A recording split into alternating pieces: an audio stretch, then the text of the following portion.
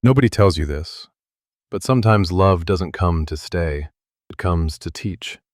And the worst part is, you only realize it after it breaks your heart. At first, everything feels magical. The late night talks, the "I've never felt this way before," the hope that maybe this time it's real. You start planning futures you never said out loud, imagining versions of life that don't even exist yet. And then one day, without warning, something changes. Texts get shorter, calls get quieter, effort starts feeling one-sided, and slowly love stops feeling like warmth and starts feeling like confusion. That's usually when love turns into a lesson. When love is real, it feels safe. But when love is a lesson, it feels intense. It teaches you things the hard way, like how attachment can feel like love, how silence can hurt more than words, and how caring too much for the wrong person can slowly erase you. Most of us don't fall in love with people. We fall in love with potential, with who they could be, with the version of them we create in our head at 2 a.m. We ignore red flags because the green flags feel so good. We excuse bad behavior because we remember the good moments. We stay longer than we should, hoping things will go back to how they were in the beginning. But lessons don't work like that. Lessons repeat until you learn.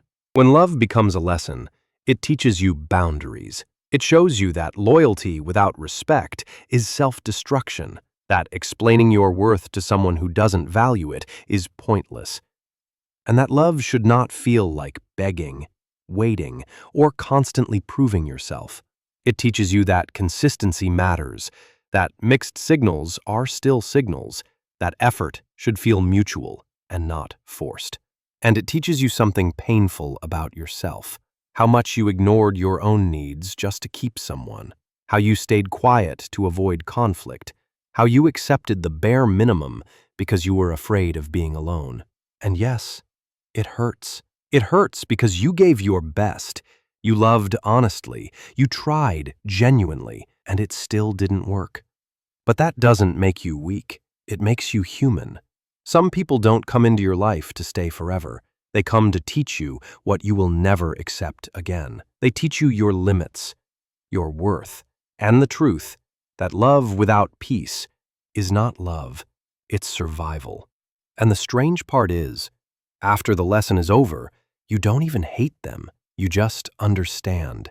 You understand why it happened, why it couldn't last, and why it had to end. One day, without realizing it, you stop missing them. You stop replaying old conversations.